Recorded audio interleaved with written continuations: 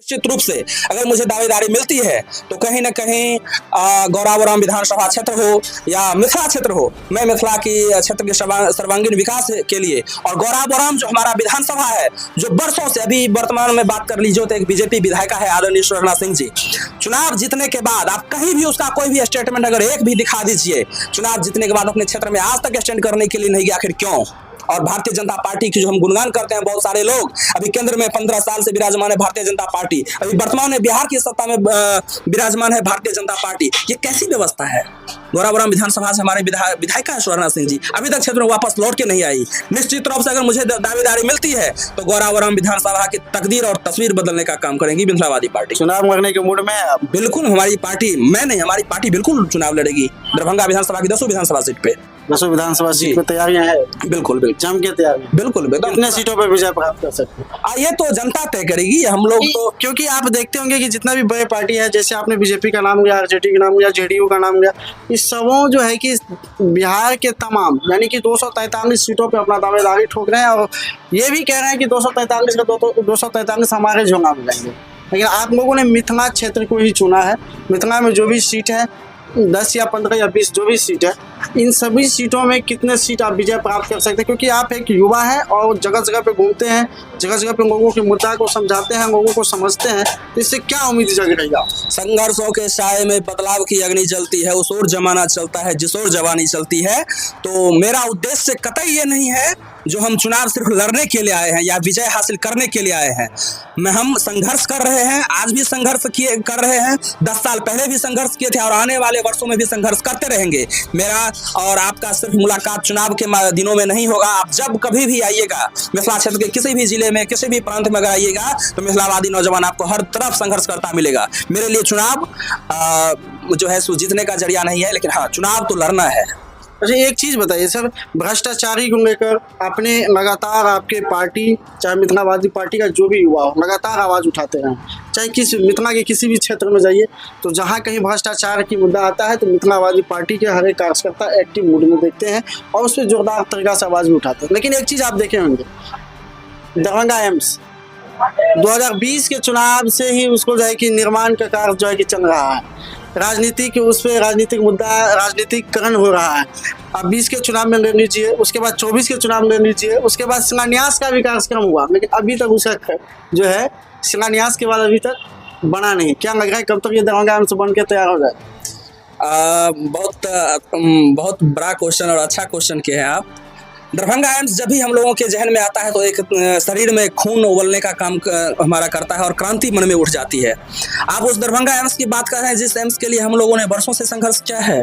क्या आप उस दरभंगा एम्स की बात कर रहे हैं जो एम्स दिन पर दिन, हर साल, हर महीने में, आने वाले दिनों में हमारे यहाँ के स्थानीय सांसद जी दोबारा सांसद बने हैं, कभी भी शिलान्यास कर जाते हैं? या आप उस दरभंगा एम्स की बात कर रहे हैं जिसका घोषणा आज से 15 साल पहले देश के प्रधानमंत्री आदरणीय नरेंद्र मोदी जी ने किया? या आप उस दरभंगा एम्स की बात कर रहे हैं जो सिर्फ कागज बनकर अभी तक डाटा उनका तैयार नहीं है और बिहार में जो आने वाली बाढ़ होती है, मिथिला क्षेत्र में जो बाढ़, उस बाढ़ में बह गई है दरभंगा? आप किस दरभंगा एम्स की बात कर रहे हैं जहां पे 25 साल से स्थानीय विधायक संजय सरावगी जी दरभंगा नगर में बैठे हुए हैं? आप किस दरभंगा एम्स की बात कर रहे हैं? आपको जानकर बहुत हैरानी होगी और खुशी भी होगी, जो हम पिछले साल हम लोगों ने Mithilavadi party, Mithila student union के नौजवान ने बहुत बड़े स्तर पर लगातार 7 दिन तक दरभंगा के कर्पूरी चौक पर हम लोगों ने आमरण अनशन किया था और हमारी सिर्फ एक मांग थी, जो दरभंगा एम्स आज बने, कल बने, आने वाले 5 वर्षों में बने, लेकिन आखिर बनेगी कब? इसकी डेट और तारीख या समय देश के प्रधानमंत्री बताए, जो इतने दिनों के अंदर दरभंगा एम्स बनकर तैयार हो जाएगा। आपको हम कुछ बिंदुओं पर प्रकाश डालना चाहेंगे। अभी बिहार में सिर्फ एक एम्स है और उस एम्स का नाम है पटना एम्स। मैं लगातार स्वास्थ्य कारणों से वहां पे जाना ना मेरा लगा रहता है। दरभंगा पटना एम्स जो है उसको बनने में, पटना एम्स को बनने में लगभग 8 साल 9 साल यानी लगभग 1 दशक का समय लगा। बिहार की राजधानी है वो, तो आप कल्पना कीजिए, जिस दरभंगा एम्स की घोषणा आज से 15 साल पहले हुई और आज तक एक ईंट नहीं लगी है, आपको क्या लगता है जो दरभंगा क्षेत्र में जो एम्स बनेगी, मिथिला क्षेत्र का जो एम्स होगा, वो कम से कम तो 20 साल 30 साल तक चालू होने वाला नहीं है। लेकिन हाँ, एक चीज 20 साल में 30 साल में जरूर होगा, जो मिथिला के लोग, दरभंगा के लोग, सहरसा के लोग, मधुबनी के लोग दरभंगा एम्स के नाम पर मोदी सरकार को वोट देती रहेगी और दरभंगा एम्स के नाम पे भारतीय जनता पार्टी या जितने भी आलाकमान बैठे हुए हैं वो यहाँ की जनता को शोषित करने का काम लगातार करते रहेगी। एम्स के नाम पे राजनीतिकरण होता है। बिल्कुल, आप तो देख सकते हैं कोई भी पार्टी हो, हम प्रश्न करते हैं यहाँ के स्थानीय सांसद से, गोपाल जी ठाकुर जी से, जो जब हम लोगों ने दरभंगा एम्स को लेकर के आमरण अनशन किया था उसके आसपास ही वो भी अनशन पे बैठे थे, एक दिन के अनशन पे। और मुझे ये जानकर हैरानी होती है जो दरभंगा सांसद के रूप में बीजेपी से सांसद हैं वो, और किसके खिलाफ अनशन पे वो बैठे थे, अपने ही सरकार के खिलाफ अनशन पे बैठते हैं। मतलब आपकी बातों को केंद्र सरकार गेन नहीं कर रही है। तो मैं उनको आग्रह करता हूं, उनसे मैं निवेदन करना चाहता हूं, जो आप मिथिलावादी पार्टी के बैनर तले हमारे साथ आइए, हम आपको बना के देंगे दरभंगा एम्स। हमारी संघर्ष, आप मिथिलावादी पार्टी की संघर्ष दरभंगा एम्स बनाने का काम करेगी।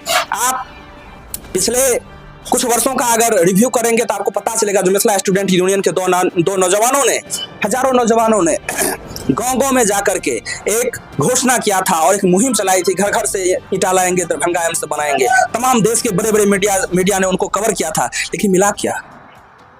जब तक स्थानीय राजनीतिक जो यहाँ पर तुष्टिकरण चल रही है उससे ऊपर उठकर कोई भी जनप्रतिनिधि मिथिला क्षेत्र के लोगों के लिए अगर काम नहीं करेगी तो इसी तरह से बरगलाने का काम सदियों तक जारी रहेगा।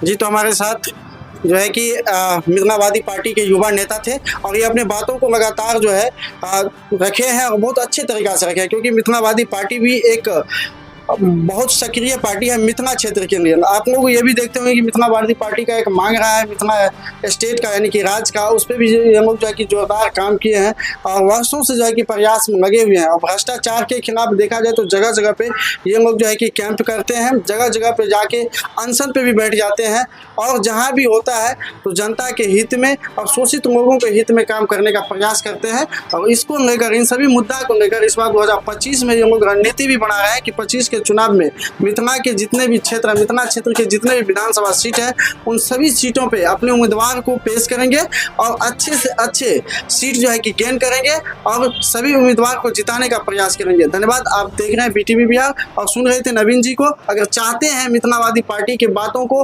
केंद्र तक पहुंचाना, दिल्ली में बैठे हुए सरकार तक पहुंचाना है, स्टेट में बैठे हुए जो सरकार है वहां तक पहुंचाना है, स्टेट तक पहुंचाना चाहते हैं तो इस वीडियो को शेयर करें, लाइक करें, कमेंट सेक्शन में अपने विचार को भी रखें। धन्यवाद। आप देख रहे हैं BTV बिहार।